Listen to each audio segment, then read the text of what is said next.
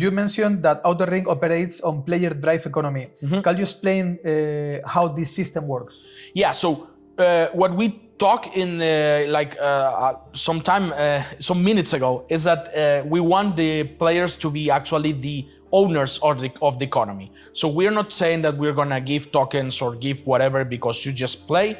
The thing is that when you get enough players to playing a game that is fun, that's what we're trying to do, a fun game, you will have things that have offer and demand. So imagine that again, so you go and there is a boss that is weak to fire damage. So there will be a clever player that wanna say, okay, so if there is a boss with fire weakness, I'm just gonna craft ice damage weapons. And so that will have a demand because people will want to go and beat the fire weak boss. So that guy is gonna make money because he will be able to sell those weapons to other players. So that happened in any game before this, like, you know, in MMOs before this, but what is changing for us is that we are actually able to do it with ownership of those items thanks to the NFTs and the blockchain. So we're not gonna get anything, we're gonna get the 4% of the transaction, but the 90%, 96% is gonna go to another user. So if you are clever into our game, understands our game, I always say that, I don't know if you think like that, but I always say that gamers are pro traders on their game. I agree. You know? They know what's the most liquid asset, they know what is the most valuable asset.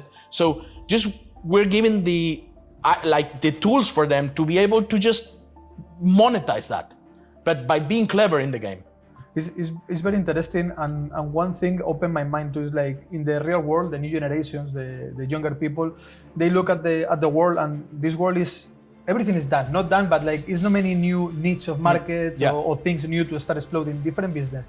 And I think this platform not only bring a fun game, but bring the opportunity to many people to make a profit. And it's not like other games that by playing you make money. That, as we say, don't make sense in a real economy in the game.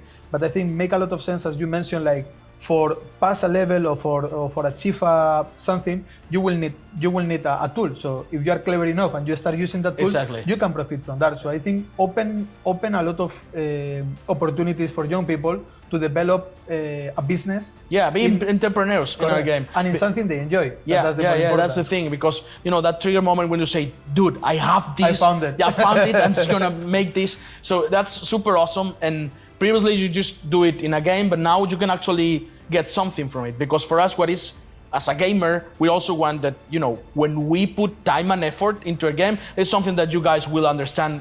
What I was just gonna say, that when you put time and effort in a game, you're adding value to that game. I mean, a game like Fortnite or whatever is fun because when you push the PvP button, you have another guy that is also pushing it to, you know, play together. So if no one plays it, you know, the game, even if it's super cool, is dead. So it's just a dead mode. So what we want to do is that value that people is adding to our game, we should give something back to them. And this is the way to do it. Like with blockchain, you are able to create that tools that allows players to be entrepreneurs, and there will be a lot of synergies that we can think of, because, you know, there will be people that's gonna be more in, like, it's gonna be fastest gathering materials, but there's gonna be that others ones that they want to just do PvP, or they are more fighting oriented, and they're just gonna be synergies between them. But there will be others that we are not even able to think about that is gonna happen, because users think, imagine if there's a user that wants to be a pirate and start pillaging people in the ships. I mean, they can do that. We're not gonna ban or everything. It's just a thing in the world. So yeah, we are super excited to see what users are gonna be able to do in the future. At some point, it's a little bit like a social experiment. No? Like, exactly, it's just a sandbox. Yeah, exactly. You give them the tools, you give them the environment, you give everything, and let's do what you want. But now it has real value. So that's what is super interesting also. Correct, and real value, but with no risk. Because my question is, that's something I would like to ask. What is the risk in this game as a player? Because I hear stories before about what is Silver City and other areas outside.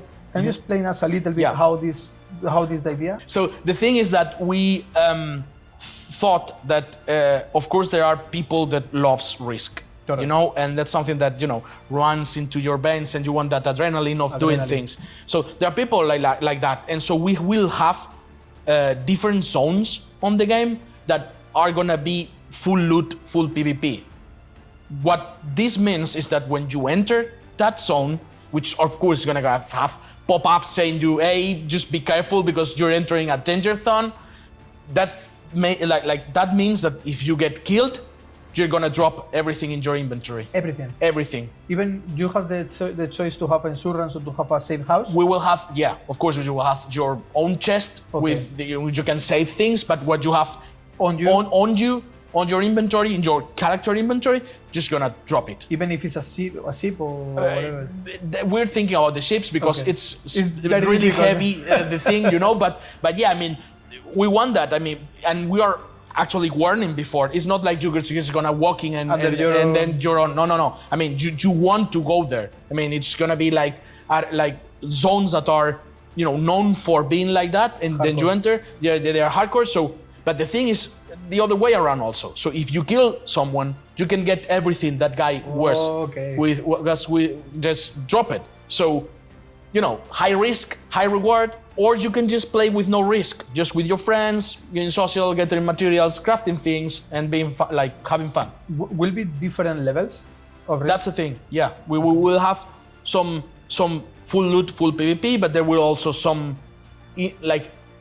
intermediate risk in which you can maybe, with a chance, drop something, but not always. You know, that kind of stuff. We want to be able to make content for everyone to feel comfortable playing with. So we know that there are people that they don't want that kind of That's the risk, risk, of course. but of course we're not going to force it.